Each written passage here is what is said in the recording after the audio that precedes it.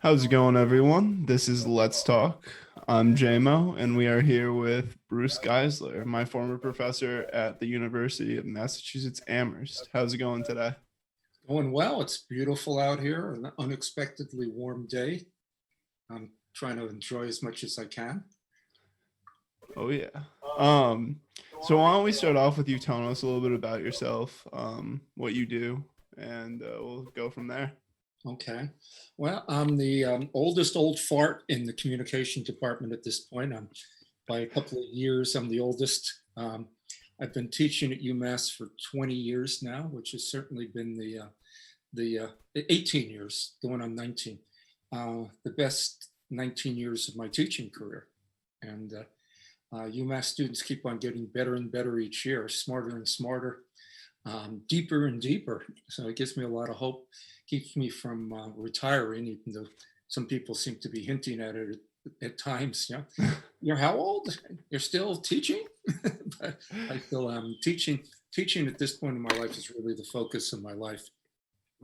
I'm doing some writing on the outs in my on my own time. I'm trying to get into writing prose fiction.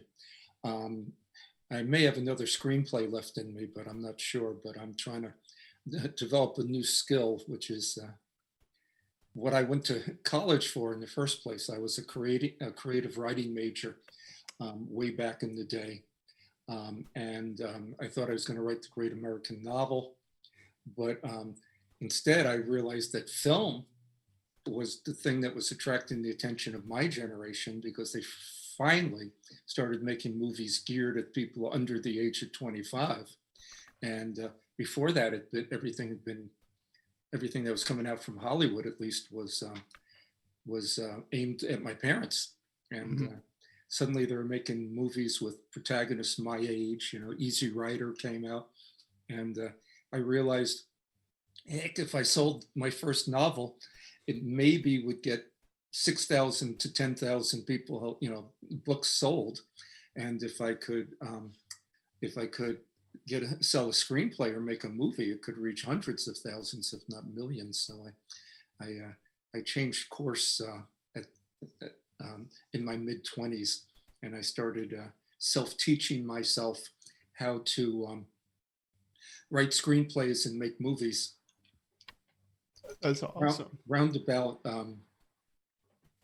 Roundabout, as I started getting into my later 20s, I realized that it would really help if somebody actually taught me how to do it right. And I had a sort of revelatory experience because I entered my first feature-length screenplay in a contest, and it finished second, which I thought, okay, cool. But the one that beat me out, and which won the prize, which was a full-scale production, it had they ended up casting Henry Fonda and Myrna Loy, who were two well-known actors at the time, in the lead roles. And he had been to film school and learned how to screenwrite properly. And I said, wow, that might be a good plan for me. So I applied to the same film school that he had graduated from, which was University of Southern California. And by a small miracle, I got in. And I still can't explain it to this day. And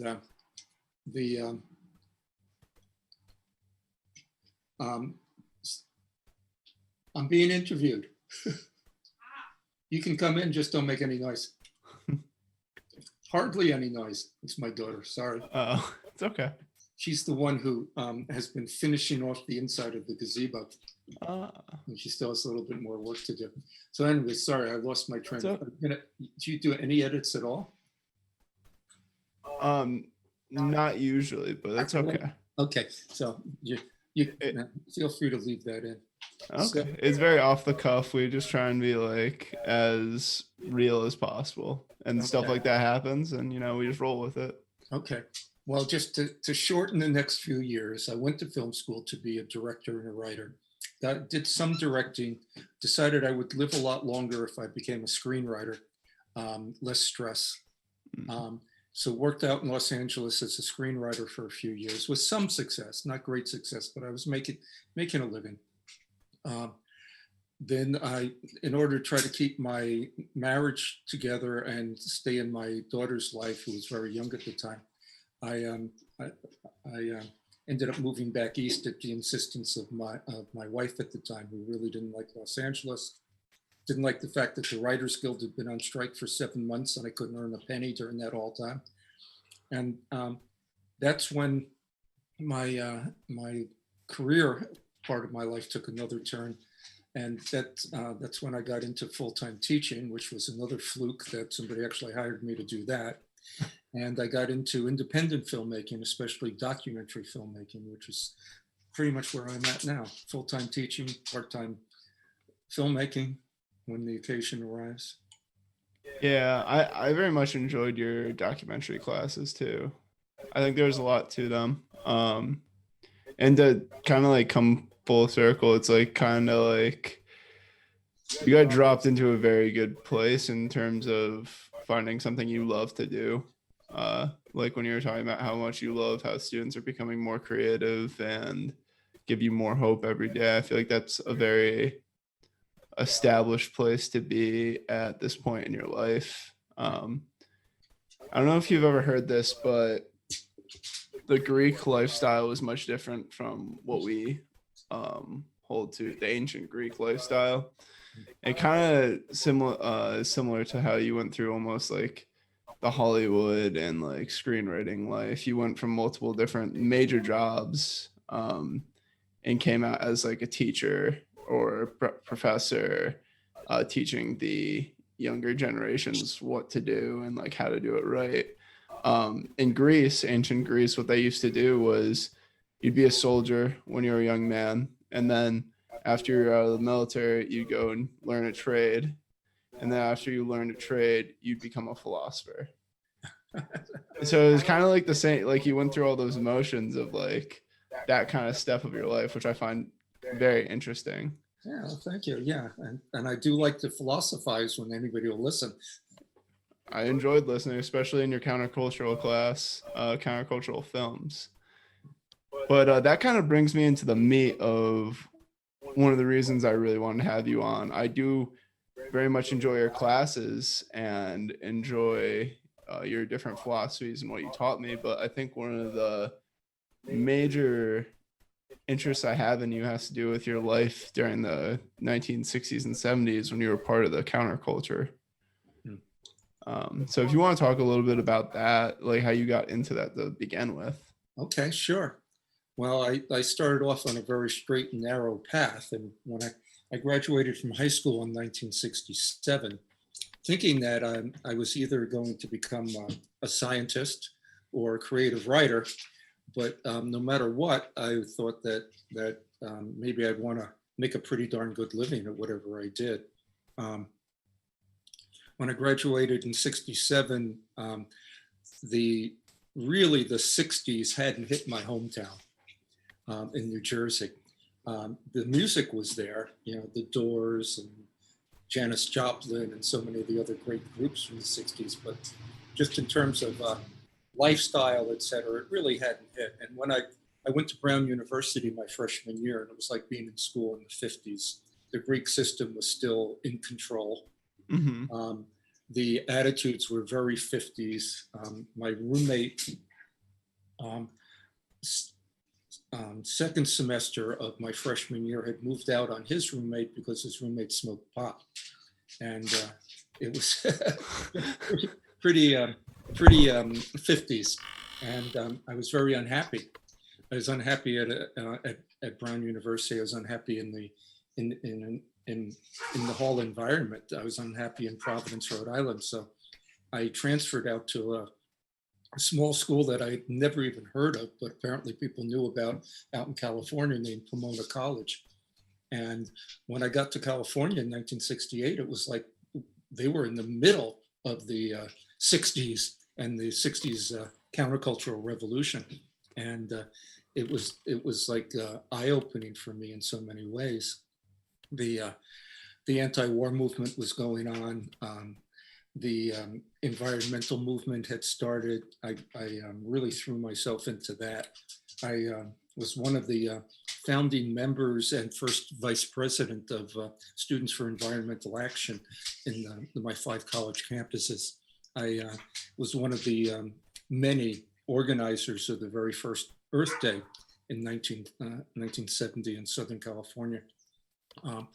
And I really got into some of the spiritual movements that were going on as part of the counterculture.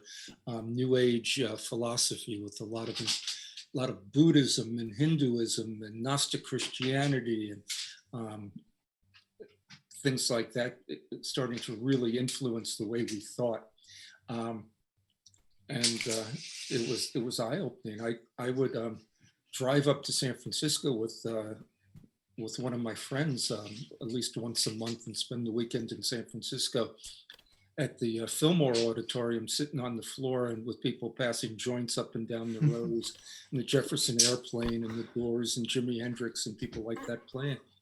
And it was like a whole new world and a whole new existence. But I figured that was about as far into the counterculture as I was going to go, because I was still pretty much doing, a middle of the road type life. I was a college student, but I was an upper middle class college student. Yeah. And, things really started falling apart in the 60s in so many ways. 68, Martin Luther King and Bobby Kennedy were assassinated, which really struck a lot of us really hard. And 19. Okay, so we're back. We had a little bit of a technical difficulty. We're going to start back at talking about Kent State happening. Oh, okay. So Kent State was a real eye-opener for me. When the National Guard opened fire on students who were peacefully protesting the expansion of the Vietnam War into Cambodia by Nixon. And just the fact that the Guard would shoot the students just like myself, and even worse, the reaction of people in Ohio who were being interviewed saying the Guard should have shot more of them, that they're all communists, and these were people just exercising their right to free speech and freedom of assembly. Mm-hmm. And that and Jackson State, which followed it a couple of weeks later, the same month, in which the Mississippi State troopers opened fire on a dormitory at a traditionally black college and killed several people and wounded dozens more, really made me think that the older generation in my government hated us. And it was a real eye-opener for me. Back in January of that year, my closest friend from high school, who was a student at Amherst College in Amherst, Massachusetts, had dropped out of college in the middle of his junior year, and had joined the commune. And the commune was up in Western Massachusetts, and he kept sending me letters saying, "Bruce, you got to come visit. It's great up here." But he didn't make it sound all that great. He was talking about black flies biting, and I'm this suburban kid. I was not a country boy, even though I would go camping, out in the wild. I never pictured living out in the middle of nowhere. But things got to a point for me in the summer of 1970 where I thought it would be worth a visit. So I hitchhiked back home to New Jersey and then up to Western Massachusetts. And I want to keep the story fairly short, but after a long hike at the end of hitchhiking, when nobody would pick me up and everybody who went by were giving me glares, I got picked up by a bunch of people in a flower van who were extremely friendly. They had about 8 people on the floor and 2 people in the front, and they asked me if I was heading for the commune. And I said, "Yeah, how'd you know?" And they just smiled, and I went up there to the commune. And at that point, it was on 20 acres in the little town of Warwick, Massachusetts. And it was overrun by visitors. There had been an article on the commune in Look magazine, which was a very popular magazine at the time. And so many of my generation had just hit the road because we were tired of life in the city. We were looking for something else. We had given up on political change, and so I ended up in this commune, which people would call a hippie commune by if you looked at the people there. But the thing of it was is that they and then later we, because I joined it, were never hippies. Hippies didn't have the work ethic that we did. Hippies didn't have the incentive to build a better world that we did, and the willingness to put everything into it. But long story short, I I went from being really depressed that summer and really despairing about the state of the world, because the more I got involved in the environmental movement, the more I learned about the environment. And this again was 1970, 50 years ago. The more desperate I felt about how pretty soon the earth was going to become unlivable. Turns out I was a half a century ahead of my time, but so the opportunity to live with a whole bunch of like-minded, spiritually oriented people, because so much of the countercultural movement was spiritually based. You know, love is all there is. All you need is love. You know, George Harrison. You know, bringing Indian music to it. The whole New Age philosophy was so spiritually based. It was political and it was spiritual in equal measures. It really kind of came together for me in the commune. But I really didn't want to live the way they were living. They were living like 10 people to a room. They were using an outhouse. I still remember going out to the outhouse. It was 30 degrees below zero one night in Warwick because they were up on top of a mountain. And I went out to the outhouse because I just had to go, number two.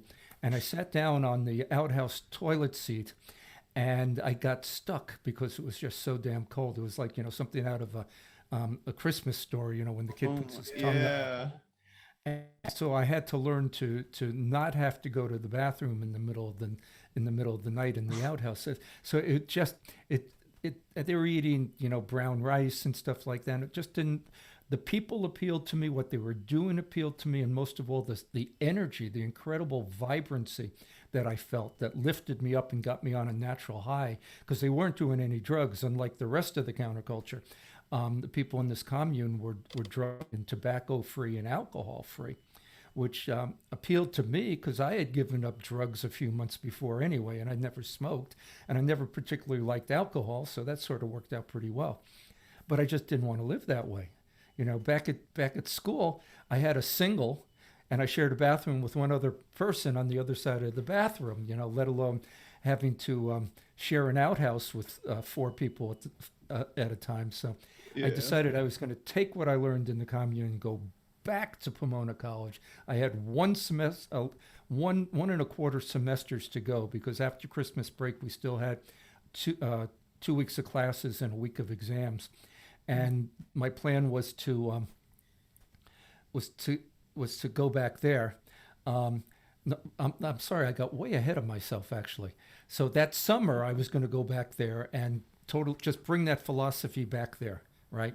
Yeah. So yeah, I sort of mixed up my two visits to the commune. I'm sorry. It's okay. No Uh, worries. so I went back to college to finish my senior year, and I went off the highest natural high that I ever had been on. It slowly seeded as September turned into October, turned into November, and by the time November came, I had hit rock bottom, and by the time Christmas break came, I had hit really, really low, and I decided I needed to go back to the commune and recharge my Hmm. batteries so I could get through the rest of the school year and finish my bachelor's degree. So I went back to the commune again, and got the high again. But I also realized that I probably wasn't going to make it back at school. Yeah. Um, and so I went back to school and decided I was going to drop out. I would finish out the 2 or 3 weeks that was left in the semester, and then I would drop out, which totally freaked out my parents, as you can imagine. My Yeah. dad didn't talk to me for about 2 years. My mother, bless her soul, she would take the phone calls, but my father wouldn't talk to me at all. And I went and I lived in the commune for almost 5 years. And it was in the commune I started filmmaking for the first time. And the experience changed my life. And I was truly in the I mean, we were as counterculture as you could get. I mean, we were living communally was as far out in the counterculture as just about anybody got. Yeah. So when we go back to what tipped me off was you said you hitchhiked across the country back to the commune in Western Mass from California. Yeah. So that was big during the counterculture. Hmm. Do you want to talk about that and like how viscerally it's changed since then and maybe why you think so? Oh God, has it changed? But yes, count back. One of the cool things about the countercultural years was that um, people who were part of the counterculture tended to look out for each other and take care of each other.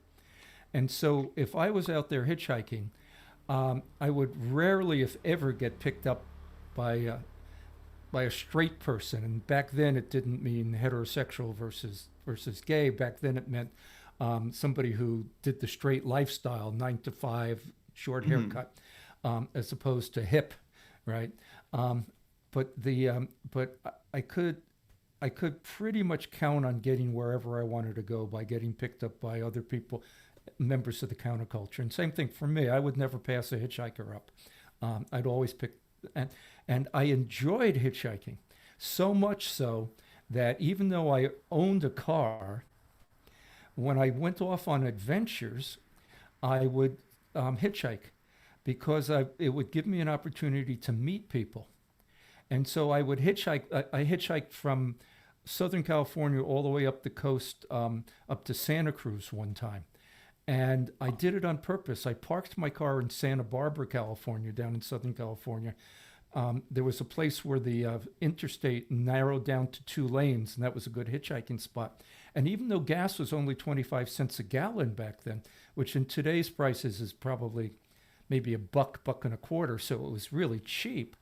Um, it was just a thrill to go hitchhiking and meet people, and then they put you up, and you know and so I hitchhiked whenever I could, or I hitchhiked back across the country because I couldn't. There's no way I could drive by myself. I'd driven across the country several times, but it was just easier for me to hitchhike across the country for the most part. And in a lot of places you could get rides. There were places that were tougher, close to New York City, it could be tough. You could be out there for an hour or two. There were places where the cops might hassle you, but so many people hitchhiked, and so many of us didn't have cars. Certainly in the commune, we didn't have cars, and that I saw that to be true right up until like 1972. And I continued to hitchhike from time to time, and of course pick up hitchhikers. And what happened in 72 or early 73 is that a member of our commune was hitchhiking home from a restaurant job he was doing in Springfield. And they found his body with his throat cut in the Hatfield rest area in Western Massachusetts. And he'd Jeez. been murdered. I'm sorry. And that really, really, really told me that things had changed, that it wasn't the same anymore. And it really ended my hitchhiking, except for the occasions when my car might have broken down. I still continued to pick up hitchhikers, but I wasn't going to do that anymore. It's like something had shifted, and the 70s were kind of coming to when we say the 60s, right? What we call the 60s really didn't start in most of the United States until like 1964, 65, 66. And they didn't just end in 1970. Right. The whole counterculture thing was still going well into the 70s, but it was starting, around 72, 73, it was already starting to peter out, and a couple of years later, disco would be coming in and glam rock, and all those things, and the true spirit of the counterculture would be dissipating. But that really put the kibosh on my hitchhiking. Hmm. You know, and to lose a friend that way, to lose a friend at I think he must have been all of 20 years old when he was Wow. murdered. And also for the cops to do a really half-assed job of investigating it. And they never did find the killer. Wow. And it also meant that meant there was a serial killer out there someplace who hadn't been caught. Yeah, and I think that must have happened kind of like across the country too. I think that's like a closed down section that kind of gets looked over with like how people used to hitchhike everywhere and people felt Yeah, so connected. And now we're in this like kind of deep time of polarization where it never even seems like that could have ever happened, but it actually did yeah, back then. yeah. And there's a lot Um, of people out there who would just as soon run you over as pick you up. yeah, Yeah. exactly. I've seen hitchhiking in little isolated pockets, like the island of Kauai.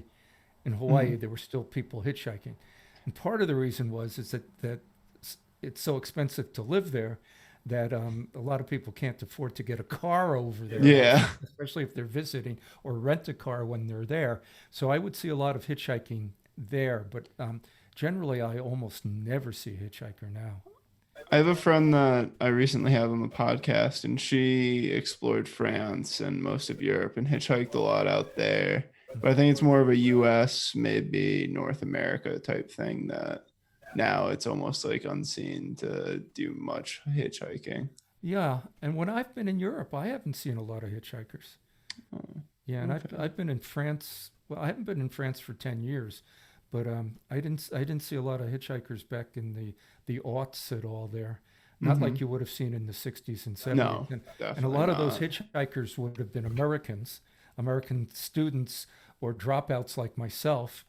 And a lot of us would have Canadian flags sewn on our backpacks. You know why? Why? Because people in Europe hated the Vietnam War and they transferred some of that hatred towards Americans.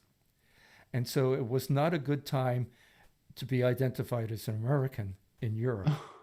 And Uh, so a lot of us with the American accents, we could pass for Canadian, right? So we put, and people have always loved Canadians for oh whatever yeah. reason. You know, even now they might hate what's going on in the United States and hate, you know, certain segments of our society, but they all have a fondness for Canadians. Yeah. And when you actually go to Canada, it turns out to be very, very much like the US. It's a nicer version, though, don't you Hmm. think? Have you been to Canada recently? I have a lot of friends that go up there Yeah.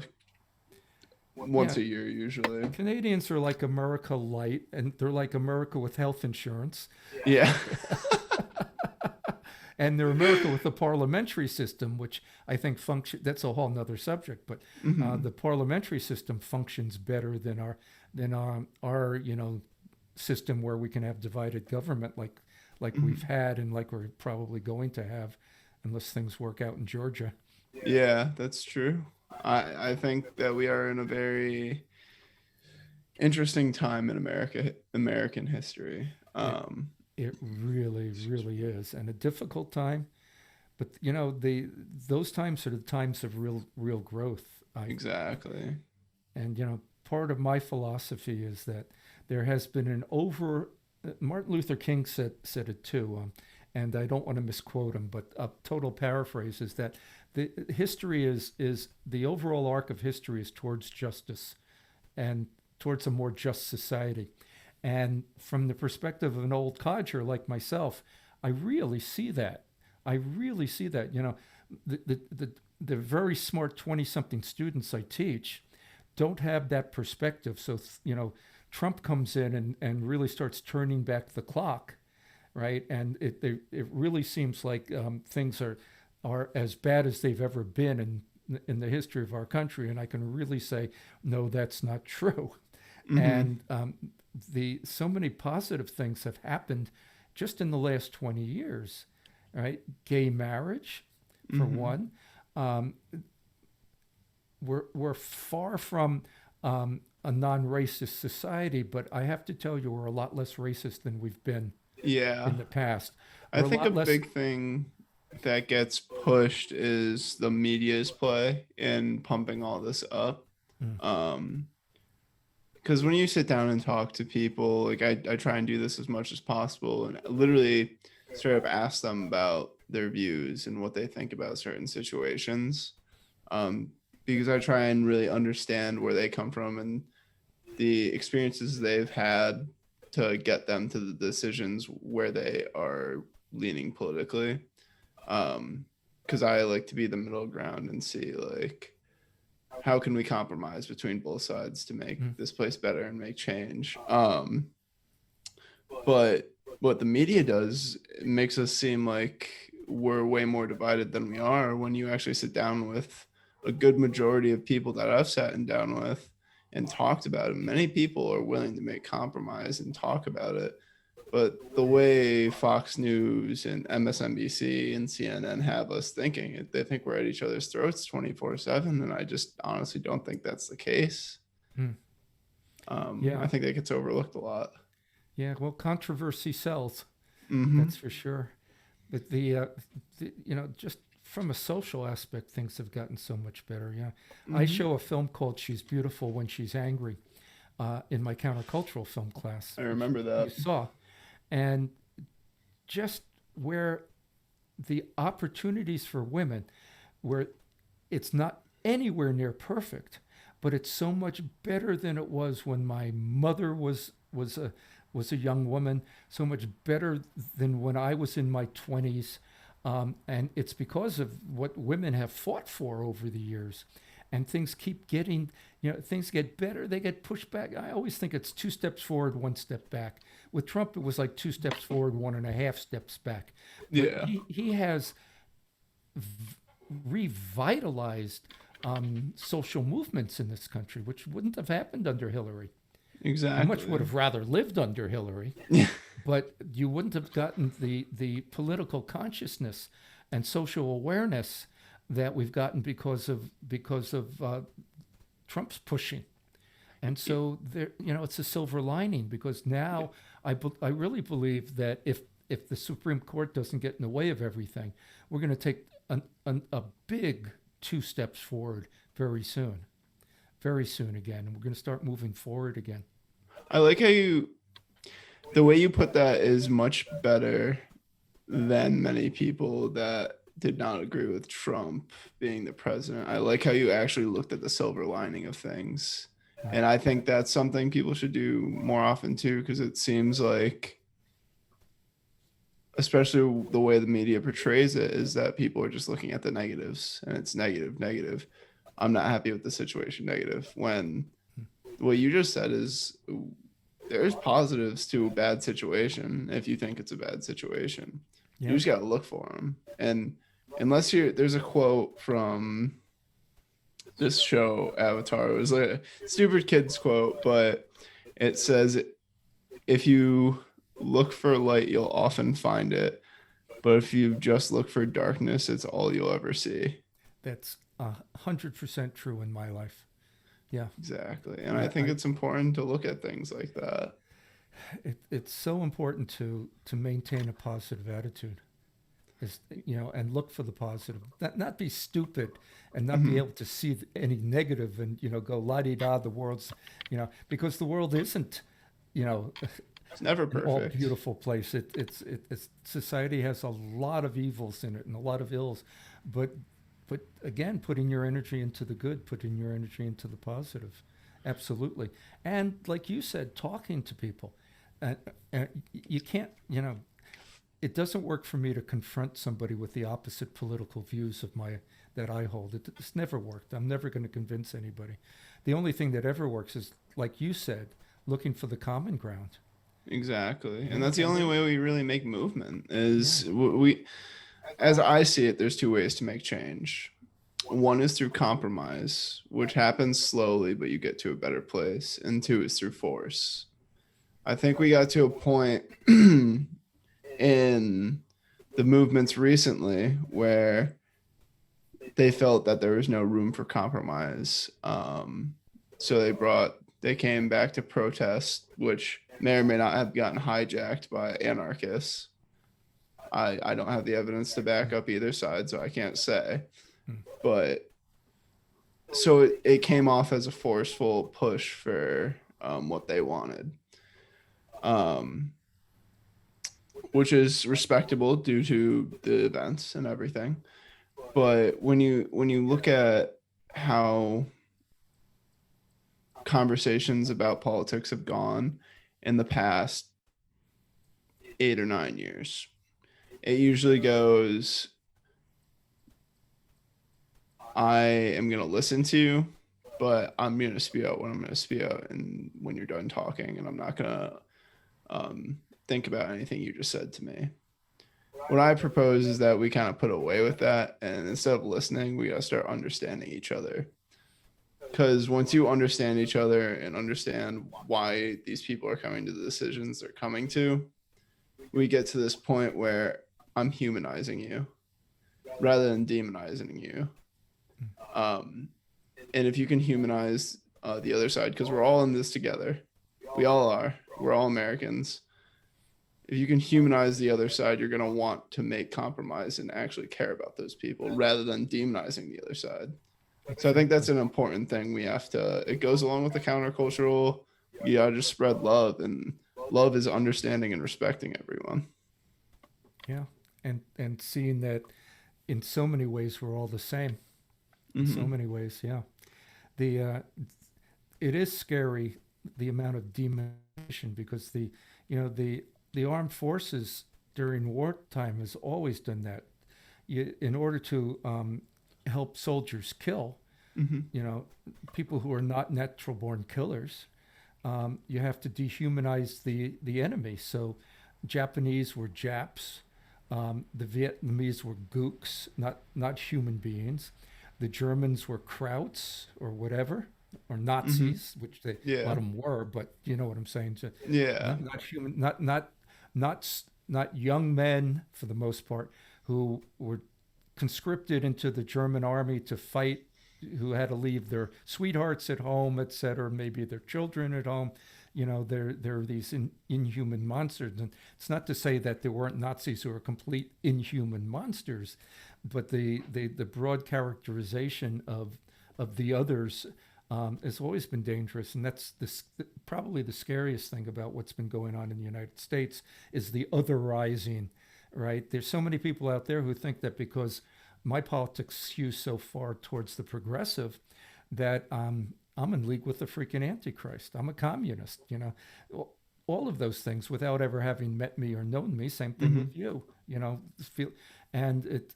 I have to resist the temptation to do the something. Same thing with Trump supporters, and basically characterize them as this, that, that, and rather than just as Americans with a different point of view. Exactly. And it's tough to do that, but I think it's part of our duty as citizens. Um, because when you think about it, I mean, if you take a non-emotional, think of it like a bad relationship. Once you step back and you see what was actually going on, like with no emotion, you understand the things you were blind to. So if you do the same things with um, politics and take all emotion out of it and look at it objectively, you can understand the other side's reasons for the way they're thinking, especially when it comes to people that voted for Trump recently. With everything, the uncertainty in the country in terms of things going on with social movements, the other things going on in the country with how Joe Biden was being portrayed in the media. Um, that there could be certain reasons people would have voted for Trump, and I don't agree with that personally, but I can see where they're coming from, and that's like the important part is like understanding that point of view, even though I might not agree with it. I think that's something. Same thing with like voting for Joe Biden, though. Like you see this egregious stuff on the other side, but like you have to understand that like they have to understand that you voted for Biden because you didn't think Trump was fit to be president. And there's reasons for that sit behind it. But looking at it objectively, it's like you got to kind of just step back from emotions to see where people are coming from. Yeah, yeah. And unfortunately, Trump has become the face of republicanism, which I think is the biggest problem. You know, if Jeb Bush had won the Republican primary, he might have won the election as well. I would Hmm. have, um, um, but he wouldn't have been anywhere near as divisive, and intentionally divisive, and seeking to increase his power through dividing Americans and playing up on our differences. Um, so I never thought, about 2 months into Trump's presidency, I found myself thinking, man, I I'd welcome George W. Bush back again as our president. And I did not like Bush, but Yeah. I would take any sort of normal Republican again. Almost any, well, with some exceptions, several of the people who were running in the Republican primaries, I would take Romney, in a second again, Hmm. as opposed to somebody, who would play up on our and divide Americans the way our current president has. Or, I So mean, rest his soul, John McCain would have been a very good president. I would have taken McCain in a minute. And I really didn't like the way he campaigned or the way when he was running for president, or certainly his choice of vice president, somebody who was completely Hmm. underqualified. If he was going to choose a woman, my God, there's so many more out there than Sarah Palin. But at the same Yeah. token, yes, I would take John McCain. And before the campaign that he ran, though, uh, you know, I might have even considered voting for him, but not Hmm. again. In the end, I'm really happy with Obama. Oh You yeah, know, I think that if it were against Biden, I think McCain, if he was still alive, would have put up a very good fight. yeah, I think he definitely would have beat out Trump. If he was in the qualified health, he would have beat out Trump in the primary for the Republicans. maybe, maybe, because Trump was such a phenomenon with all the free TV time he got, Oh and yeah, and the thing, he's a master of media, and people don't give him credit for that. the thing is that when you have 8 people running in the primary, you don't need 50%. Nope. All you need is 25%. You know Hmm. what I'm saying? And that's all that attention and the fact that there were so many Republican candidates running is what opened the door for Trump. And the fact Hmm. that his handlers had such a incredibly honed instinct as to what would work. Where the American populace was at. I had no clue that we were there. I had no clue. If I was advising a candidate, I would have advised him completely wrong. Sort of like what happened with Hillary, bad advice on how to run a campaign. I think we saw the same thing in the '80s almost. Was it Nixon that came into president and he started the war Nixon on was drugs? Nixon was 68. 68. Who am I thinking of? Um, Reagan. Reagan, yeah, Reagan beat Jimmy Carter in 1980. Yeah. Yep. And he came in and there was kind of a pushback of like if I remember this correctly, I could be completely wrong, but in the Black Panther documentary we watched in either our countercultural class or the documentaries class, The they counterculture. taught we talked it talked about how the civil rights movement went well, we got like so far, but then later there was a pushback, and it was after Malcolm X had passed away. I don't remember it completely correctly, but it was in around the 1980s, I believe they talk about it, right? Well, Reagan pushed back on the environmental movement really heavily. Okay. He when as soon as he got into office, his his very first really symbolic act was to take the solar panels that Jimmy Carter had put on the roof of the White House, to take them down and to push fossil fuels, to raise the subsidies of fossil fuels and turn away from the budding green energy movement. And he set it back 20 years. Wow. Yeah, Reagan. The very first vote that I ever cast, you had to be 21 back then, and I was living in Southern California, was against the reelection of Ronald Reagan for governor in 1970. I despised the man. I despised his attitude, his condescending attitude towards the counterculture. his arch conservatism, his tone deafness to issues affecting minorities in our country. And that was back in 1970. He When he sounds ran in pretty similar to someone else.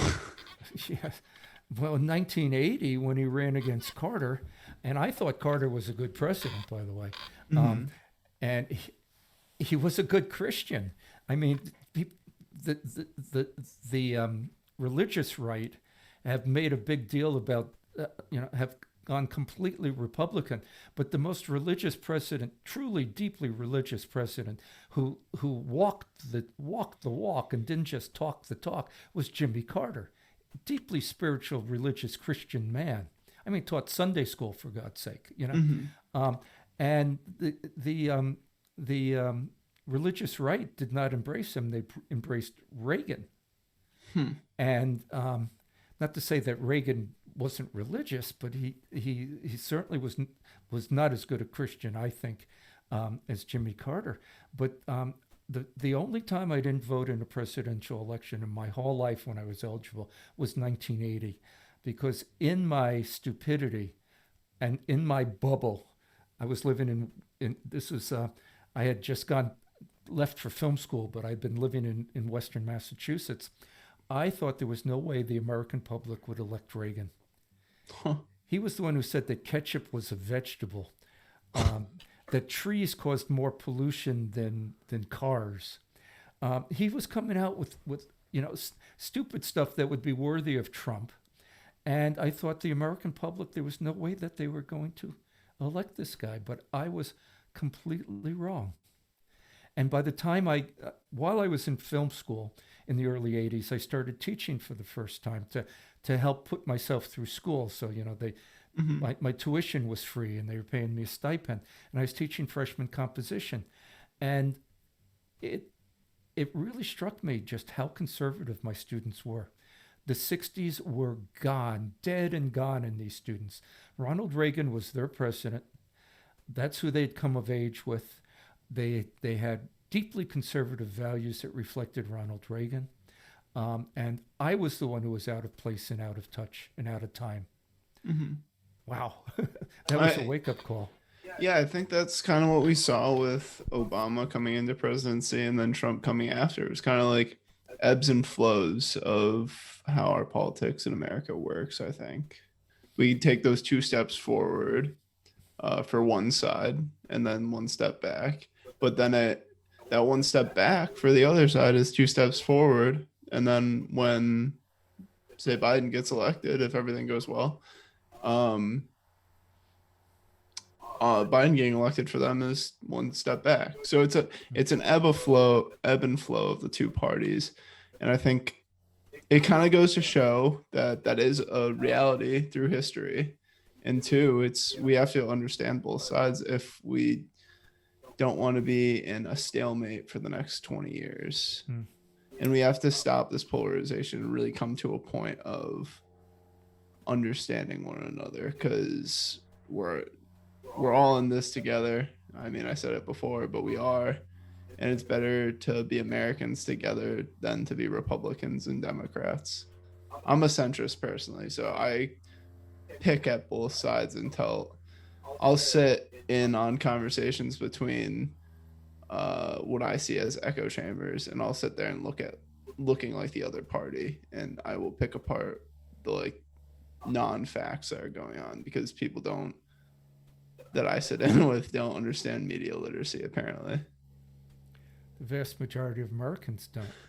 That's something that should be taught in middle school through high school, critical thinking and theory on media. And civics Hmm. and geography. Did you have a geography class I in high did. school? No, that's great because they had eliminated geography by the time I was in college, in the high school level. Hmm. And Americans are are really the dumbest when it comes to geography and what's where and how is Europe laid out and there was a story that they just told on Wait Wait Don't Tell Me, which I'd heard before about uh, a man from New Mexico had moved to Massachusetts, and went to get a Mass driver's license and turn in his New Mexico driver's license. And the person at the Registry of Motor Vehicles said, I can't give you a Mass license. You're not from this country. And he said, what are you talking about? And he said, New Mexico's not a part of this country. It's part of Mexico. Oh my God. I know. I know. That's ridiculous. I know. But that might be the exception, of course. But there are plenty of people who, Oh yeah. I yeah, wouldn't be surprised. I think if we're being honest, with our K through 12 system, I think we're still in the 60s to 50s in terms of integrating what we need to know in terms of media and technology, not just using it because kids can kind of figure that out, but we need to really start looking at the effects of technology on the psychology of our masses. Which, if you've seen The Social Dilemma, which I've only seen about half of, I just showed it to my documentary film class this past Tuesday. yeah, I haven't seen the whole thing, but I've read some reviews, and yeah, it kind of goes to show that we really do need to be coming and rethinking our at least high school system and teaching critical thinking and media analysis, Yeah. just so people can survive this age of technology. And we need to be conscious. So Mhm. we need to be conscious of what's coming at us through our computers and our smartphones, and understand that they're trying to manipulate us. That was one of the central focuses of the social dilemma, that they're manipulating our attention for the sole purpose of making money off of our attention. Selling Exactly. our attention to advertisers. They're not manipulating our attention because they want to educate us, or they want to make Absolutely. the world a better place, or our lives better. And we are being manipulated. Yeah, I'm fortunate because I'm as old as I was, and I came of age when I did, that I'm very aware of what's being thrown at me and how it's being thrown at me and what it's trying to do. But a lot of our population really is not. Especially people that aren't schooled in communication, essentially, like that's their major. People outside of communication, there are people that do understand it, but there are many people that don't understand the core things, that the subliminal messages you get, along with some other tactics. Like, you wonder why on the news there's like PR reels, but they don't tell you they're PR reels. We learned that in Sedja Holly's class, and how public relations and media has come to be. That's something high schoolers should know. That propaganda, PR is literally propaganda for um, the civilian base of a country, And we have broadcast networks now that are biased to one side or another. which You is know, extremely Sinclair, dangerous. which owns dozens of television stations across the country, is not concerned with telling an unvarnished truth. Their MSNBC leans, even though they reflect a lot of my views, they definitely lean to the left. You know, one of the other things that we had for decades, in a couple of decades in this country, were people in the who delivered the news, who everybody trusted. Walter Cronkite was a prime example of that. If Cronkite said it on the CBS Evening News, people took it as truth, and people never caught him in a lie.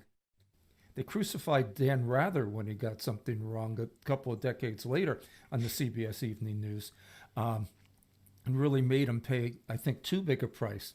But people trusted Cronkite, and they trusted Huntley and Brinkley on the NBC News, names that don't mean anything to probably people your age nowadays who haven't studied the history of communication. Maybe you have. I have. But there was a trust. There was a trust that if the New York Times printed it, it was almost certainly true because they had vetted it. But now nobody trusts it. And there's so much that's out there. The New York Post printing that that that stupid would-be scandal about Hunter Biden's laptop happening to find its way to Rudy Giuliani through a barber, or no, I mean a computer repair shop. Um, Yeah. I mean, there, it's a throwback though, because in the 1800s, um, newspapers were partisan. They were Whig or Republican or Democrat. They fully did not pretend to be neutral, and that lasted for decades. It was more of a post World War II thing, where we really started feeling like we could trust the media, That's and interesting. I didn't know that before all radio and all that after World War II. It was partisan. Um, they had the Hearst newspapers um, got us into the Spanish American War. They pushed really hard to get the United States to declare war on Spain and annexed Cuba and Puerto Rico and places like that. They fomented a war. They I had mean agendas. that goes to show the power of media, though. Hmm. I think that's something that gets stepped on is people don't realize the power to change a mass's perception of what's actually going on. That's wielded by the media, and that's kind of like my whole point of not taking a side when it comes to politics. Like I have my own opinions on certain subjects, but my goal is to inform people how to be media literate because I think it's the most important thing in society today to be. Um, so when I go into conversations and such, people that don't realize, and I hear them say a fact that I know exactly where it came from, either CNN or like MSNBC or Fox News. If I know that is one of the stories that's running on there, and I can literally take 5 seconds to do find three different sources that say that's wrong with actual like source material like you're supposed to do with media literacy, I go out of my way to tell them that, and just so that they're not spreading misinformation because it's so dangerous. It's like a COVID-19 kind of, but for your perception of the world. Um, so I kind of lost my train of thought there, but We were talking media literacy and the importance of it. And yeah, it's honestly just like so important that we teach people this. And when people say media has always been biased, when you go back to the Walter Cronkites and the reporters of like 1950s, 1960s beforehand too, you find that America trusted them and they actually did investigative journalism. But people my age don't, I've never had a time like that. And it's hard to go back. And that's why I reference people to the newsroom. That's one of my favorite TV shows mm, or HBO shows of all time mm, because it shows how the news actually should be done. yeah, and I believe that there are um, media outlets in this country that are trying to do that. I believe the New York Times is trying to do that. People because they've taken stances against Trump. Naturally, people think that they're biased. But if the truth is, if what they're saying about Trump is accurate, it's not bias. And part of the problem is that when media sources were not calling out lies that politicians tell and giving it's like climate science, right? Mm-hmm. The whole notion that okay, if you put a climate scientist on the air, you have to put a climate denier on the air. No, you don't, because one is dealing with fact and one is dealing with supposition. Mm-hmm. And this whole idea of balancing is ridiculous in so many ways. Yeah, especially when one of them's obviously a corporate lobbyist. And the craziest thing I saw on Fox News was they had the same guy come in and pose as a scientist that was a denier of climate change. And then I think it was like 3 weeks later, he comes in as one talking about vaccines and how vaccines are bad for you. Yeah. Same exact guy, same name. They just changed what his doctorate was in. I was just like, is this a Jesus, joke? it's very sad and very scary. Yeah, that they allow that to happen too. It's like there should be a moral obligation there for the news. Somebody has to call them out. And the flat earthers are gaining in numbers. There are actually people in this day and age, tens of thousands of them, including people in this country who believe the earth is flat. No, you know what the worst one was? So you know how there's like that finger symbol that people were saying was white power, and it was actually just like a game that's been played like in middle schools and high schools forever. The circle with Mm, like the three. That actually wasn't a thing. There's a thing on this website called 4chan. right. Um, and this guy posted that as a joke.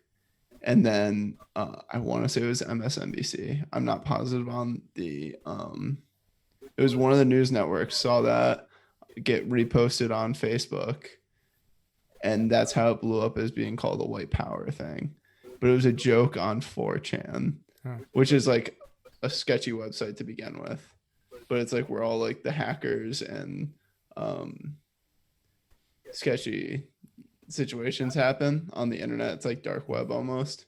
From my knowledge of it, I don't know it that well, but that whole situation came from someone posting on that, It's amazing. which is wild how that gained ground. Who was it? Mark Twain who said a lie. This again is a paraphrase and a Mhm. misquote, but something to the effect of a lie can travel around the world 3 times before the truth gets out of bed. Yeah, Something to yeah. that, and it's true. In this day and age, with the internet and social media, lies just get broadcast, and it Hmm. takes a long time for the correction to make it into the public consciousness, if And it at doesn't all. get nearly as much traction as the lie did, and that's with all the slander stuff, especially with the election going on. There were so many lies there between both sides that was just like, now what? Because like no one's gonna read the what is it called when you Retraction. the retractions, thank Yeah. you. No one's gonna read that, but they're gonna take whatever's at face value because they're not media literate, and that's what's gonna be in their mind, and they're gonna think that way. Mm. And that hurts their perception of the world because it's not true. And that's, yeah, this stuff just gets me riled up just because like it's so apparent if you know about it, but if you don't know about it, it's like your world could be completely turned upside down if you found out about it and took the time to actually do the research. Like for if you're going to use something in an argument, go do the research first and see if that's actually true. Yeah. Well, the confirmation bias, right? We believe something, and then we filter everything else out except that which confirms our bias, Mm-hmm. right? And it's much easier to do it in this day and age than ever before. I mean, The, the internet is such an incredible research tool. It's mm-hmm. unbelievable, but it's full of so many misinterpretations, misrepresentations, outright Mm-hmm. lies. It's we've never had access to that much bull, Mm-hmm. deliberate bull, in the history of humanity, No, it's all like in one place. we have to be taught how to actually grapple with things. It's like we're still in the infancy of this. And in middle school and high school is where they have to start teaching that Mm-hmm. sort of media literacy. Not wait for people to be in college. It's too late sometimes. 100%. Yeah. And I think that's like kind of like one of my goals with this is to have people on and see their views and like uh, get people to kind of spread the message of like media literacy and understanding each other because that's the only way we get anywhere. Yeah. Um, I also think people need to take media holidays. yeah, I go definitely. on periodic, what I call a news fast, which is really a fast from broadcast news because I find the news much more visceral and disconcerting when I see it up on a 40-inch television screen. Mhm. And so periodically I'll go a week or two without watching any sort of broadcast news, including radio news, though that's not as bad, but I just take a holiday from it. I still read I'll read like the newspaper, Okay. but or weekly news magazine, but enables me to control it. I Hmm. can control what I read and how I read, as opposed to a broadcast where they're controlling it. They're controlling what I see, what I pay attention to, and it just it, it's pretty easy to catch the what do they call it? The sick world syndrome, Oh, the mean world syndrome. mean world, where you just think that the world is an awful place because everything that's being transmitted to you through the media makes it look that way, and Hmm. all the zillion acts of kindness that happen every day, all the zillion acts of consideration, all the children being born healthy, all the all the people who go to bed at night and make love and who love each other. That's not reported. It's all that other thing. We think that the world is truly a sick place, and I guess fortunately or unfortunately, it is no worse than it ever was, and in so many ways better. I Yeah. was I was talking to somebody the other day, right? So it's hurt the United States that so many of our manufacturing jobs went overseas, and it Hmm. has been a bad thing for in a lot of ways. But the good news is that there's a billion people worldwide now who are no longer living in abject poverty. A billion people have been lifted out of the deepest levels of poverty into an existence where they have enough food, where they have enough clothing, where they have enough, a lot of them in China. And then, right, China's our enemy or whatever, which I don't believe. Yeah. But, the people of China have been brought into the 21st century. And they've gone from subsistence farming of the very most basic sort, lifetimes that would last 30, 40 years at best, into a modern, industrial lifespan. And I hate pollution. I hate what the Chinese have done to their environment. But by the same token, it's a world thing, right? Hmm. And the overall standard of living of the world has actually gone up, even where in the cases of some segments of American society, which is not a good thing, it's Hmm. not gone up or gone down. But if you take a world perspective, things have gotten better. If you look at anything but climate. Yeah. There's an interesting thought of like space travel with SpaceX like going so into it, and it's like I feel like once we get to space, there won't be countries anymore. Like once we're traveling space and like landing, like this is probably like 2 or 3 centuries out, but like Star Trek. yeah, literally like there won't be countries anymore at that point. It'll be worlds. I hope so. But I hope the worlds won't be at war with each other like they are, the Klingons versus Yeah. the Earthlings versus the what was Spock? The Oh, Vulcans. Vulcans, yeah. Yeah. I hope that's true. I like to take a more optimistic view of the future than even that Star Trek took, because Star Trek looks at a future in which at least Earth seems to have gotten it together, put aside countries, sort of John Lennon's song, imagine there's no countries, right? And it seems like religion is not a big actor in this from Earth within the Star Trek universe, even though they encounter religious cults Mhm. on other planets. But they're also positing a universe that's at war with each other, which is sort of a downer. And I like to think that if there are other civilizations out there smart enough to initiate space travel, they're smart enough to put aside their history of Differences. warfare and discrimination and hatred, if they could have gotten that far. So I prefer an even more optimistic view of the universe Hmm. than it's one of another new age thing. Speaking of the Hmm. counterculture, was that some of us thought, not me necessarily, that the Earth was sort of a quarantine planet that was an exception in the universe, a planet where so much killing, so much partisan and national interest, so much disparity in wealth existed, and that other planets felt that we were they quarantined us so that we wouldn't contaminate the rest of the universe, because the the beings who were evolved enough to travel through space and or time would be evolved enough to leave all of that sort of sectarianism behind them. And Wow. I like to think that's true. I like to think that if that when people from other planets, other galaxies come, it's not going to be a war of the worlds where they're Yeah. attack us. That it's that they're going to come to help enlighten us and help us come forward. That's a cool way of thinking about it. I've never been proposed that idea before. Are Very you new age. familiar with excuse me, the philosopher Alan Watts? Sure. He's my favorite philosopher, but he talks about the idea of it's kind of like reincarnation. Um, but it's like all one individual traveling through time and space. So like I'm living my life now, but when I'm done with my life, I'll live your life, and you'll live. This individual will live every single human's life that has ever happened, Hmm. and I think that's a pretty interesting way of thinking Hmm. uh, about things. Because why are you going to be a dick to yourself? You might as well just be nice to everyone.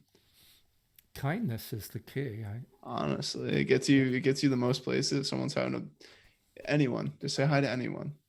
Don't you don't have to know them, but like go say hi. Be like, hey, how's your day going? Or if you're saying have a good day, and just say stuff like that. It could make someone's day. They could be having an awful day, and that just brings them up a little bit. Yeah, that's the to me the world needs more kindness. That's for sure. When I gave my daughter a little talk about, as she was going into high school or middle school or one of those times, I Hmm. said, high school, I think. I told her that it's fine if she becomes successful at a career, but it doesn't matter to me. It's fine if, whatever metric you want to measure your life by, it's fine. But it's also fine with me if you're not successful. It doesn't matter. What I care about is that you're kind, that you've grown up into being a kind person, that you treat other people well, and as long as you do that, you'll always be a success by my standards. Yeah, and that's what I really judge other people by. And I do it as a person who, when I was your age, I was not kind. I didn't love myself enough. I had too much baggage. I had too big a chip on my shoulder to treat other people with the kindness that I felt was being denied to me. And Hmm. it took years of meditation, reflection, living in the commune, growing, learning, revelation, whatever, to just realize, no, just be kind, and to start practicing it, even when I didn't necessarily feel it, to the Hmm. point where it became habit and became ingrained. Because you can change yourself. Everybody can change themselves. We're not stamped out at birth, and this is the way we're going to be. And we're, the we're like a bush that with all our potential is contained in just that one seed. It's not. It's really not. Yeah. And if we just started treating each other with more, and it sounds so simple, it sounds stupid, but kindness has really been lacking. And Honestly.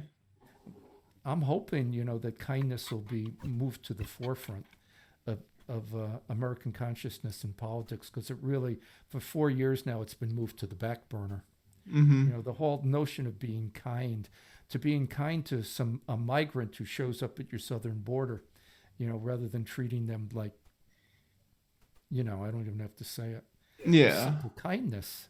Exactly. And I think it goes for everyone too. It's not uh putting blame on or examples doesn't get us to where we need to go. We just gotta all know that it's up to all of us to be kinder, just as a general populace. And I think that you taught us a lot about meditation. I actually that's like kind of like the last thing I would like to talk to you about, because we're kind of like really in the spiritual vibe right now. Okay. Um, want to talk about like some of the benefits of just meditating, like even taking like 5 minutes a day, because that helps you be happier and helps you be kinder to other people because it lets you take a step back from your anxieties. It's what I've been practicing recently Yeah. a lot. Yeah. I tell my students, I probably told your class that this simple meditation technique that I'm going to demonstrate and do with you is probably the most important thing I'm teaching you in this whole class. And I really, really believe that. Um, there's very few things I can recommend to somebody else that I almost guarantee that if you do it and continue doing it, it'll make your life better. There's not an herbal supplement I know of that I could recommend like that, but certainly meditation, and it's certainly uh, it, meditating for even just 5 minutes at the beginning of the day makes me a nicer person because I'm more centered. I've let go of whatever was stressing me out overnight. I'm I'm focused. I'm more here. I'm more present, and it it's another one of those things which sounds something so simple. How could it be really useful? It sounds stupid that sitting for 5 minutes focusing on your breath and not trying to get lost in the world of thoughts that your brain is producing constantly. It seems so simple. How could it possibly do anything? It doesn't cost you anything unless you go to one of these fancy meditation courses where they overcharge you. But just the simple setting, that how can it be effective? But it is. And one of the positives that have grown out of the 60s but taken time to catch on is meditation is not some sort of woo-woo thing from Buddhism and Hinduism in the Far East anymore. They're doing teaching meditation in public schools, middle schools, high schools, in the Army, the Marines, the Rangers, the Green Berets. They all teach them to meditate and focus like that. And they do classes at UMass. I always figured when I first started doing this 20 years ago, sooner or later it was going to get me fired. And that's why I always emphasize the non-spiritual aspect of it, that meditation, right? Mindfulness meditation, which is one of the many forms, which started as a Buddhist practice, has just moved away from any sort of Buddhist attachments to it and just into totally secular, which is fine for me because you don't have to believe as I believe, and I'm very into Buddhism and Hinduism, but you don't have to buy into any of that stuff for meditation to be beneficial. Exactly. And it really, if you're a very anxious person, or steep down in your mind and you're depressed or something, it helps a lot to start off small with like 5 minutes, but if you can move longer and longer, like half an hour, if you're really depressed or really anxious, the big thing is it's like when you're sitting alone in the quiet, nothing to bother you, you get to this point where you're talking to yourself in your head and you work through your issues because you don't have anything else to do. And once you work through those issues and work through all the problems you're going through, that's when you see, after many, many tries and fighting yourself all this much, you get to this point where you're almost like, you're not thinking about anything when you do it. You're just thinking about your breath. And there's a type of like step back and release that you get that is undescribable in terms of therapy. Yeah. That's really the only way I Really can true. describe it. Really true, because your thoughts can lead you to crazy places, Mm-hmm. right? And especially there's such an upsurge in anxiety and depression amongst college age students, and that's where it starts. My depression started when I was in college, right? I've had 2 or 3 clinically depressed episodes in my life, and they 2 of them happened in and around my college years, and that's so true. And finding when anxiety gets out of control, being able to step back from those anxious thoughts that are whirling and craving for your attention, and just centering yourself in the peaceful, settled part of yourself is just so important. I have not been able to train my significant other, my lady, into not bringing up stuff that we need to, that could be contentious or whatever, until after I meditate. Yeah. Nicer to talk to, much more absorbent if I can do it after I get my morning meditation in, because I'm centered, I'm open, I'm peaceful, right? And it's just, yeah. Um, Hopefully, a fairly significant percentage of my students, like yourself, are taking it into your lives and for the rest of your lives. And Helps a starting, lot. I'm very happy to hear about what you're doing. It's great. Yeah, this is I'm in a new walk, um, or a new stride in my life, with this whole podcast thing, and I'm doing other things to create content because finding a job in the sector isn't very easy right now, Hmm. in terms of video production, and I'm finding myself a lot happier, especially along with meditation and uh taking a jump and doing something I love rather than working for someone else. Hmm. Um, Yeah, and isn't it amazing when you can find yourself being happy with the happiness not coming from something outside?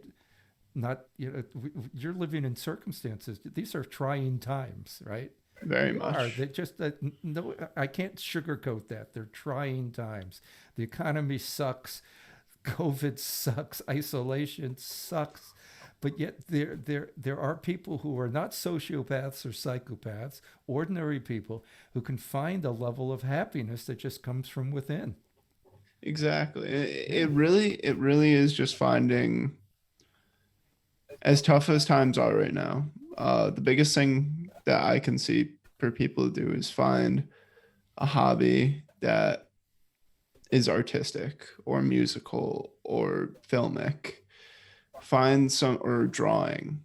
Find an artistic, creative passion project to work on, and you will find, no matter how hard it is, just find something that's artistic and creative. It could be puzzles. Just do it for a certain amount of time a day, and it'll get you through what you need, Mm, in terms of mental, mm, and FaceTime and call people. But like having that creative outlet at a time like this is very important, I think, or passion project. mm. It's helpful, or something to put your energy into. The Exactly. first time I ever really got depressed, I was in the commune, and that's the first time I really realized that it was a chemical imbalance, because there was no reason for me to be depressed, but I was. I couldn't get off of my bed for a week, Wow. and during that time, spring had just started to come. And I'm looking, and spring was always a tough time for me because I do have seasonal affect disorder to a Hmm. degree. And so November and April are two tough months for me. But I was looking out from the window, and in between the dormitory that the commune had built for themselves and the old inn that they had modified for themselves was this big, muddy field that Hmm. people were trudging through to get back and forth. And I'm looking at it and I said, that really should be grass. That really should be grass. And nobody was doing it. And I said, okay, I'm going to do it. And it got me up out of bed, and I had to find the seed. I ended up going to work for a farmer who gave me seed from his hay. It's a long story, but it got me involved. It got me moving. It got me doing, and it got me planting it and doing it. And as soon as those grass shoots came up, well before that, my depression was all over because I had a focus. I had something that I wanted to do, and it wasn't even creative, except it was. Do you know what I'm saying? It wasn't Exactly. artistic, but it was making something happen that I felt was worthwhile to happen, and it got me past the depression, got me off of my back, off of my ass, out of my own thoughts.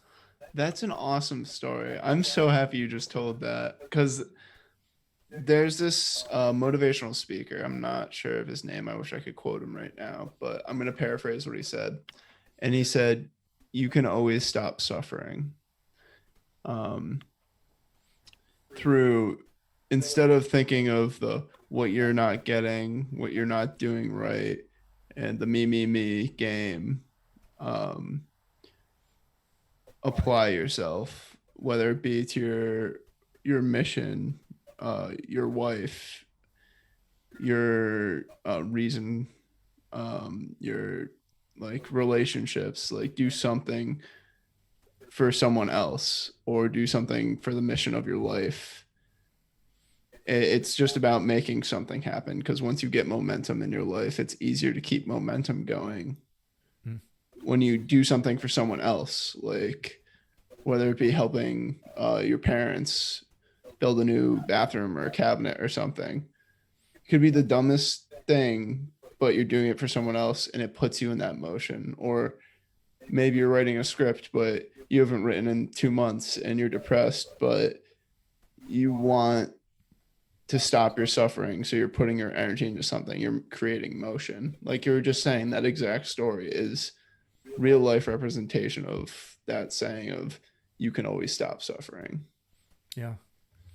Yeah. And it's a very Buddhist thing also, that you can choose not to suffer, right?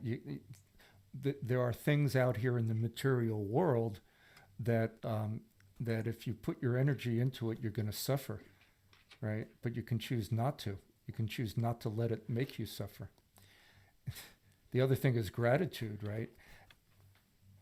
We're all being deprived. I haven't been able to eat. I'm like in the prime target for the COVID virus, right? If the bad thing if I were to get it, so I can't go out to restaurants anymore. I can't get together with friends. I can't go to see movies. I'm probably not going to be able to get away this winter between the breaks because, I'm not going to Florida in the middle of all this. But what I have to make myself do is I have to say, you've got a job, you've got a really good job, you've got a comfortable house, you've got a significant other who's living with you, you've got a daughter who visits often, you're in a beautiful spot, you're not worried about where your next meal is going to come from. So things aren't as good as they might be, but that doesn't mean that I have to suffer from it. Exactly. I'd much rather be teaching my classes in person and interacting with my students face to face, but I'm still getting to do it. It might be on Zoom and maybe less than optimal, but I'm grateful that we have Zoom, because we couldn't have done that 10 years ago, right? If I'm grateful that I have that opportunity. I'm grateful that UMass is still going to pay me to do it. Yeah, so I have to, it's become, I had to work on it in the beginning to be grateful rather than focus on what I don't have and what's going wrong. And it's become more habitual for me because it's become a practice. Like kindness has become a practice. You practice it until it becomes habitual, right? You make yourself do it. And all those things that you were saying, the same thing applies to it. Yeah. Rather than sitting back and letting things overwhelm you, get up and help somebody else, get up and do something else. Make that your practice. Right. We've really come full circle on this, going back to the looking at the silver lining of things. I hope to actually have you on again. That's what I'd like to say, because I've had so much fun talking to you. And I think it would be interesting to maybe have you back on and we can talk about all those countercultural films and like the links between them. That would be a fun podcast to have when I get all my new equipment and everything. It'll be a lot easier. Okay. But we're right at about an hour and a half now. So if you're down to call it, I'm down to end things off on a happy note like that. Nobody should have to endure more than an hour and 20 minutes of me. Hey, I've thoroughly enjoyed it. I'd like to keep going for another few hours, but I don't think we get the viewership. I think that's plenty. Thank you. Thank you for the opportunity, James. Thank you for coming on. I always say this to the audience. Hey guys, remember, balance, love, and respect, and have a good day. Thanks for coming on, Bruce. My pleasure.